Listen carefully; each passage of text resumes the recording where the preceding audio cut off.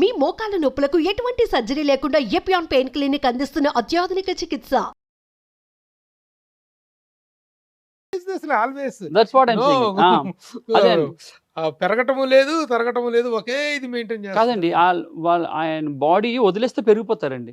మహేష్ బాబా ఆయన వదలకుండా దాన్ని consistently he's keep on working on him. That's what the great thing, that's what the appreciable thing. అసలు మామూలుగా మీరు చూడగానే చెప్పేయగలరా ఎవరి బాడీ ఎలాంటి తత్వం తెలిసిపోతుంది, తెలిసిపోతుందండి.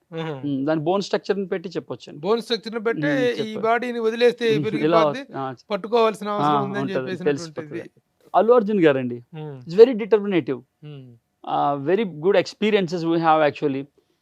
టైంలోని స్టార్టింగ్ స్టేజ్లో అప్పుడు, సార్ మీకు టైం లేకపోతే నేను వస్తాను మీ దగ్గరికి అనేవాడు ఆయన. Such a very beautiful personality. ఊరికే లైఫ్లో ఊరికే సక్సెస్ రాదండి ఎవరికి, అదైతే నేను నమ్మను. You have to put your sweat and blood. అంతకంటే మించి ఇంకేం వర్డ్స్ ఉండదు. మీరు మీ బెస్ట్ ఇవ్వాలి అంటే మీరు అన్ని సుఖాలని పక్కన పెట్టాలి. అలాంటిది నేను అర్జున్ గారిలో కూడా చూసా. లాట్ ఆఫ్ ఎఫర్ట్ పెడతాడండి ఆయన. ఆబ్వియస్లీ అండి, ఐ ఫెల్ట్ సో హ్యాపీ అండి when I had the news. Ram Charan గారి బాడీ తత్వం ఎలా ఉంటుంది? రామ్ చరణ్ గారిది అదండి మెసో అండి. ఆయన మెసో అంటే good anatomical physique, good physique overally. ఆయన చిన్నప్పుడు నాకు తెలిసి ఎక్టో ఉండేవారు వాళ్ళు, అంటే చాలా సన్నగా ఉండేవాడు ఆయన. ఎక్టో ఉండేవారు. ఎక్టో నుంచి ఆయన హార్డ్ వర్క్ వలన, ఆయన ఎక్కువ వర్క్ చేయడం వలన, take good nutrition and good work, then he became మెసోమార్ఫ్.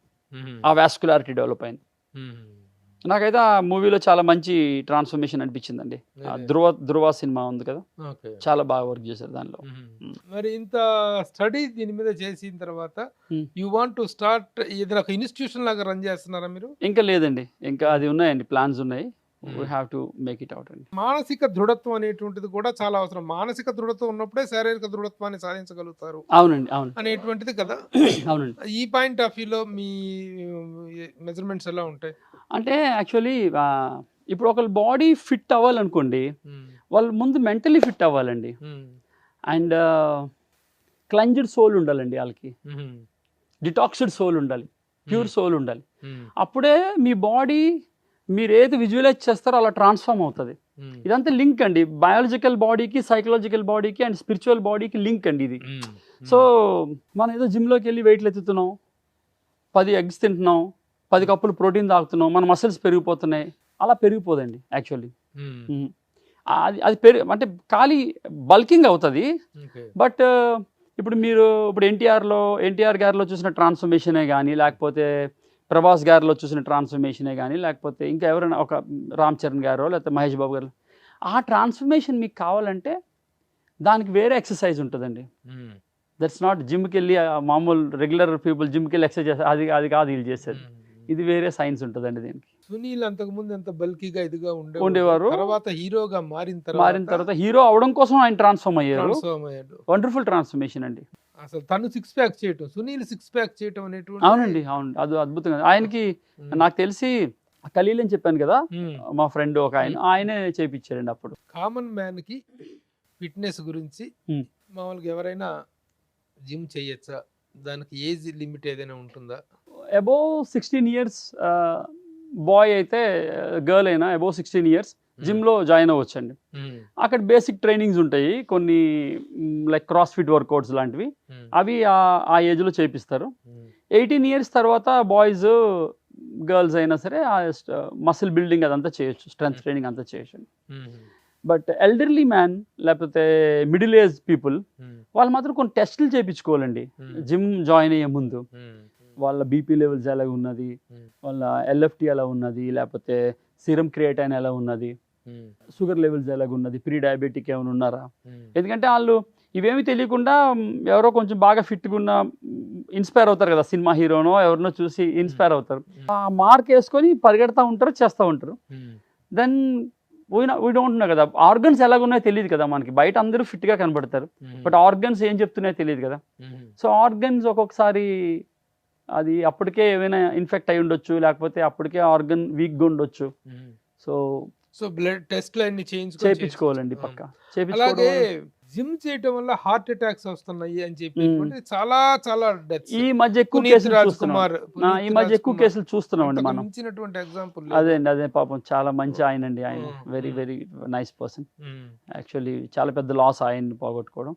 But ఇప్పుడు చూస్తున్నాం అండి ఈ మధ్య ఎక్కువ because of that, because of అది చెక్ చేసుకోకపోవడం అండి, మనం ఎలా ఉన్నాం, ఏ కండిషన్ లో ఉన్నాం. ఇది కూడా ఒక బాడీ లైక్ ఇదే మెషిన్ కాదు కదండి, మెషిన్లే ఆగిపోతుంటాయి కదా. సో బాడీని అసలు మన స్టాండర్డ్స్ ఎలాగున్నది, కొలెస్ట్రాల్ ఎంత ఉన్నది, గాడ్ మేడ్ బాడీ కదా, గాడ్ మేడ్ మెషిన్. ఇది మనం క్రాస్ చెక్ చేసుకుంటూ ఉండాలండి, మన హెల్త్ చెక్ చేసుకుంటూ ఉండాలి. అంటే ఇప్పుడు మనం వేస్తున్న ఇంపాక్ట్ ఇంటెన్సిటీని మన లంగ్స్ తట్టుకుంటాయా లేవా, అంత ఆక్సిడేషన్ అవుతుందా లేదా మన లంగ్కి, అంత మన బాడీలో ఉండాల్సినంత ఆక్సిజన్ లెవెల్ ఉందా లేదా, అది వెరీ ఇంపార్టెంట్ అండి. అది too much of cardio activities చేసేస్తుంటారు చాలా మంది. పరిగెడతా ఉంటారు, థ్రెడ్మిల్ మీద పరిగెడతా ఉంటారు, చెమటలు కారుతా ఉంటాయి, పరిగెడతా ఉంటారు. ఆ టూ మచ్ ఆఫ్ స్వెట్ వెళ్ళిపోవడం వలన బాడీకి ఎక్స్ట్రీమ్ వీక్నెస్ వస్తుందండి ఒక్కొక్కసారి. అలా వీకెస్ట్ సిచ్యువేషన్లో ఉన్నప్పుడు బాడీ డిఆక్సిడేషన్ అయిపోవడం వల్ల కూడా హార్ట్ అటాక్ వచ్చే ప్రమాదం ఉంటుందండి. సో అలా ఒకసారి చెక్ చేయించుకోవాలండి. ఆ మిడిల్ ఏజ్లోకి వచ్చినప్పుడు, అంటే +30లో 40 దగ్గర ఉన్న వాళ్ళు పక్కా టెస్ట్కి వెళ్ళి అప్పుడు జిమ్ జాయిన్ అవ్వడం.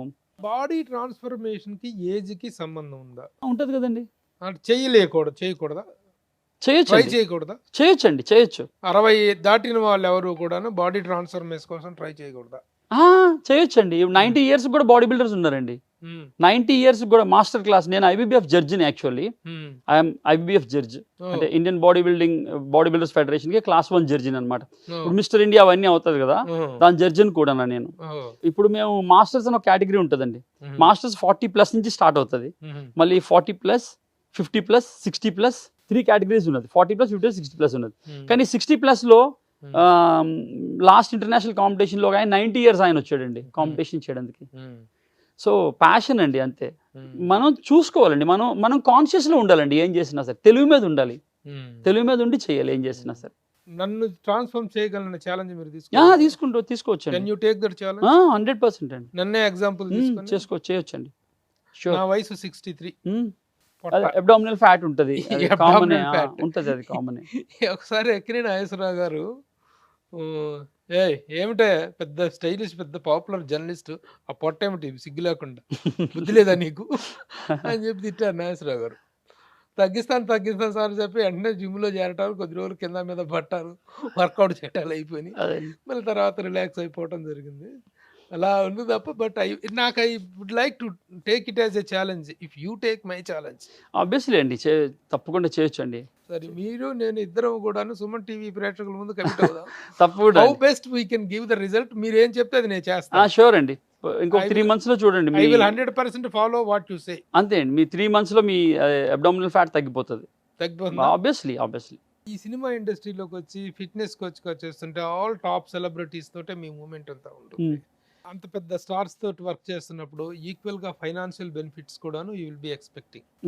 Financially are you well paid? I well paid అండి. ఐఎమ్ వెరీ హ్యాపీ అండి. Whatever I'm getting, I'm very happy. మీరు మంచి పోయిట్ అని కూడా తెలిసింది. పోయిట్ ఇంత కానీ మీకు ఒక ఇన్స్పిరేషనల్ స్పీచెస్ అంటే ఇన్స్పిరేషనల్ స్పీచెస్ ఇస్తుంటారు కదా? ఇస్తానండి. అంటే నా లైఫే చెప్తానండి, అంతే. ఇన్స్పిరేషనల్ స్పీచ్ ఎక్కడ తెచ్చివ్వను. నా లైఫ్ లో ఏం జరిగింది, నేను ఏమనుకున్నాను, దానికోసం నేను ఏం ప్రయత్నాలు చేశాను, నా ప్రయత్నాలని, అంటే how I can send the affirmations to the universe, and అది ఎలా రియాక్ట్ అయింది, నాకేం ఫలితాలు ఇచ్చింది, అదే చెప్తానండి అందరికి. 2 లైన్లు వినిపించండి. అండ్ ఊరికి మిమ్మల్ని కలుస్తున్నాను కదా అని ఒక 2 లైన్లు రాసుకొని తీసుకొచ్చాను నేను.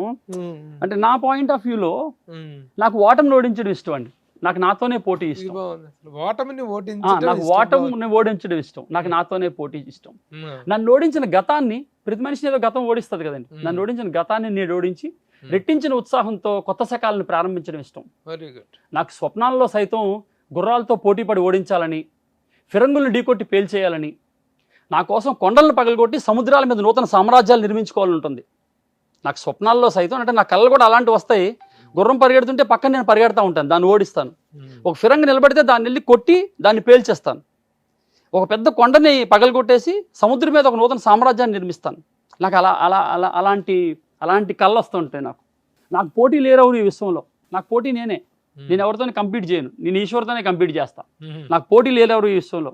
నా సైన్యమైన దమ్ము ధైర్యం అని నమ్మి, నా సైన్యం అంటే నేను ఆర్మీలో వర్క్ చేశాను కదా, నా సైన్యమే నా దమ్ము ధైర్యం అని నమ్మి నన్ను నేనే పగబట్టి నాకు నేనే గురిపెట్టి నా బలహీనతల ఓటం మీద నుంచి నేను నూతన వ్యక్తిత్వాన్ని జనిస్తాను. రోజు నేను పుడతా ఉంటాను కొత్త మనిషిలాగా. ఎలా అంటే నా సైన్యమే నా దమ్ము ధైర్యం అని నమ్మి నన్ను నేనే పగబట్టి నాకు నేనే గురిపెట్టి నా బలహీనతల ఓటం మీద నుంచి నూతన వ్యక్తిత్వాన్ని జనిస్తాను. నాకు పోటీ లేరెవరు ఈ విశ్వంలో, నాకు పోటీ లేరెవరు ఈ విశ్వంలో. సమరమైన సావాసమైన నాతో నేనే, సమరమైన సావాసమైన నాతో నేనే. ఐదర్ ఫైటింగ్ ఆర్ ఫ్రెండ్షిప్ నాతో నేనే చేస్తాను. సో దీస్ వెరీ ఇన్స్పిరేషనల్ గా ఉంది. ఓటమిని ఓడిష్టం నాకు ఇష్టం అనేటువంటి బిగినింగ్ చాలా బాగుంది. నాకు ఓటమిని ఓడించడం ఇష్టం, నాకు నాతోనే పోటీ ఇష్టం. About personal life is very good అండి, by the grace of almighty, by the grace of God. So I have one boy అండి, ఆయన ఇప్పుడు మెడిసిన్ చదువుతున్నాడు. కొడుకు కొడుకు అండి, మెడిసిన్ చదివే కొడుకున్నాడు. అవునాడండి, ఆయన ఇప్పుడు second year in MBBS. By the grace of almighty ఆయన ఫ్రీ సీట్ తెచ్చుకున్నాడు. సో ర్యాంక్ వచ్చింది. సో నీట్లో హీ గాట్ ఫ్రీ సీట్.